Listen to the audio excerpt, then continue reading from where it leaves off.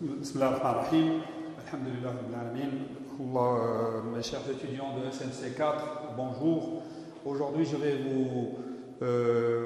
vais essayer de terminer la partie test d'hypothèse par la sous-section test de comparaison.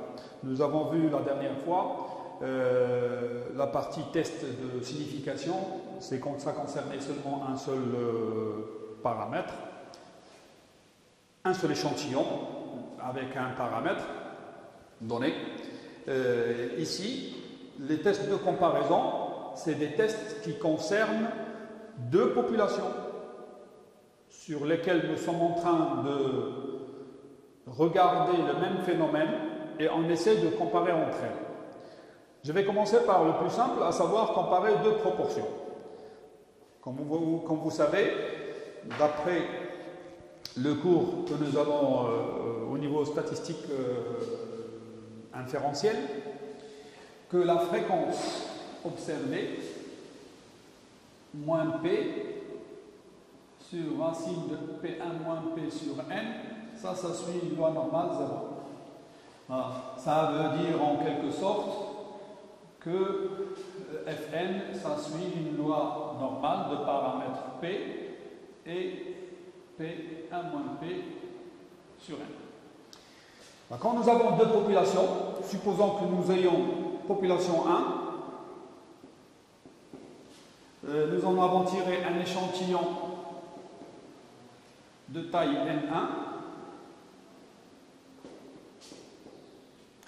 et la population 2, nous avons tiré un échantillon de taille N2 et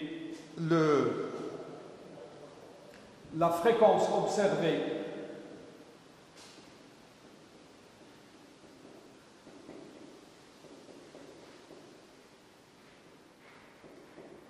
pour le premier échantillon, ça va suivre une loi normale de paramètre P1, racine de P1, 1 moins P1, etc. Et pour le deuxième échantillon, la fréquence observée, ça va suivre une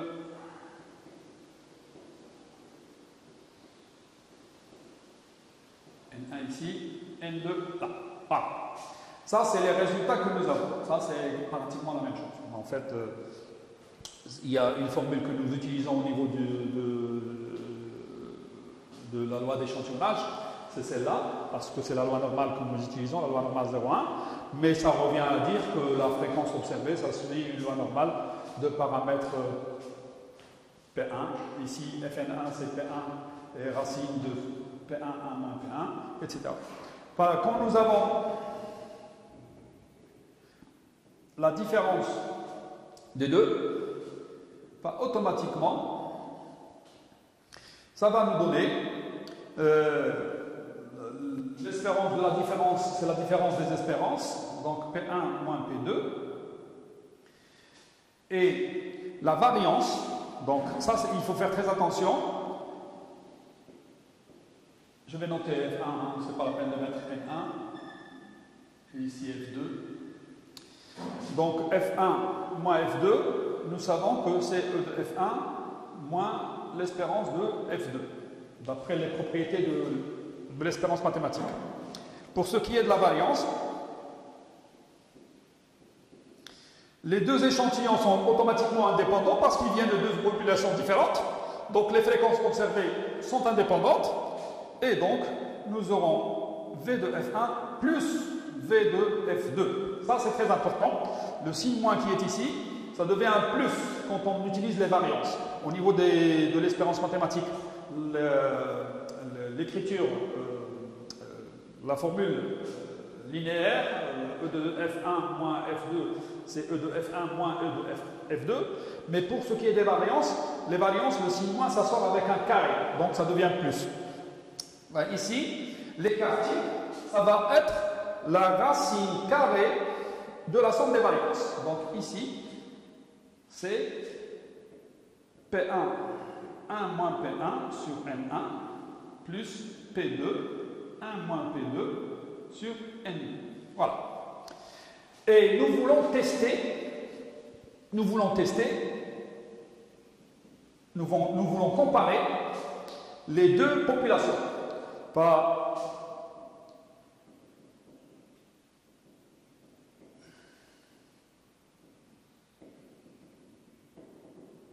contre S1, ça s'écrit soit plus petit, P1 plus petit que P2, soit P1 différent de P2, soit P1 plus grand que P2. Moi, je ne l'écris pas parce que la manière avec laquelle ça s'écrit, ça nous permet de dire que nous avons un test unilatéral ou bilatéral, d'après ce que nous avons vu la dernière fois. Donc, sous H0,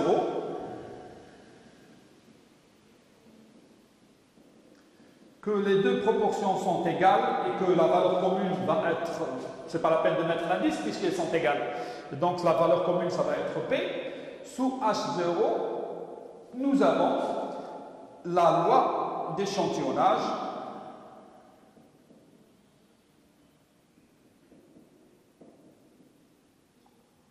puisque P1 est égal à P2, donc les valeurs qui sont là vont sortir et comme on va diviser et comme P1 est égal à P2, ça va donner 0. Enfin, nous aurons la réduction de F1 moins F2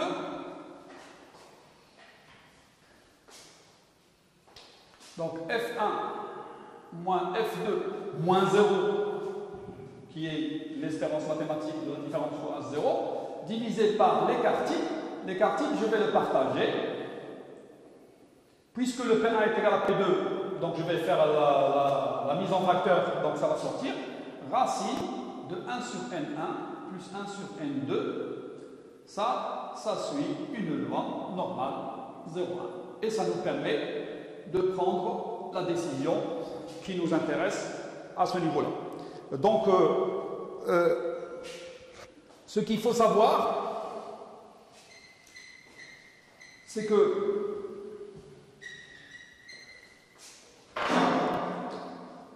la décision statistique va utiliser la loi normale 0,1 en cherchant le U alpha qui correspond au risque alpha à considérer. Enfin, ici,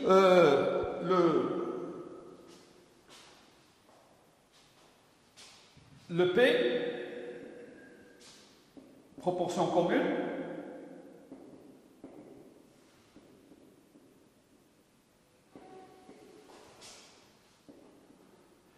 elle va être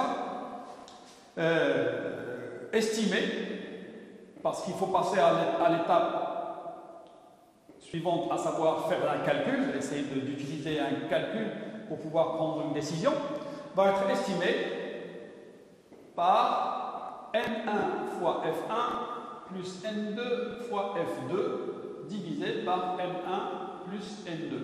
Autrement dit, c'est comme si on regroupait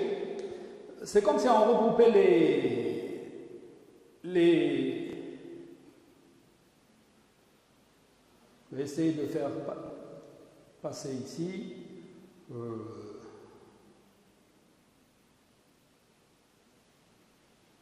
Bon.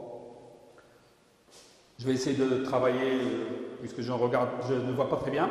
L'essentiel, c'est qu'au niveau de cette diapositive, la loi d'échantillonnage, c'est celle-là. Donc je vais continuer d'une manière tout à fait naturelle. Je vais considérer que pour alpha fixé, selon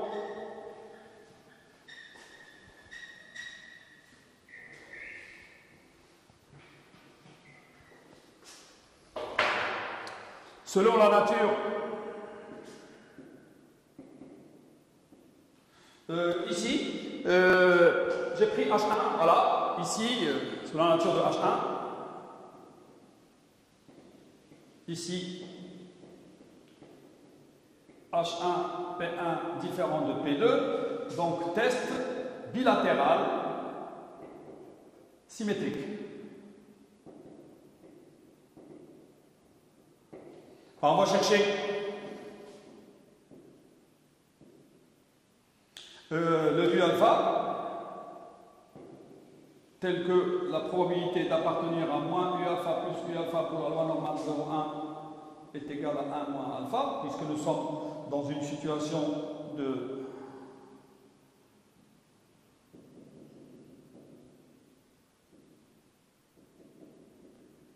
ici alpha sur 2. Je vous rappelle que d'une manière tout à fait naturelle, on prend bilatéral symétrique. On peut se permettre de prendre autre chose, mais ça, c'est pas un problème. On essaye de travailler selon ce qui est le plus adéquat, parce que sinon il faut justifier pourquoi on fait les différences entre le côté gauche et le côté droit. Donc, le critère de décision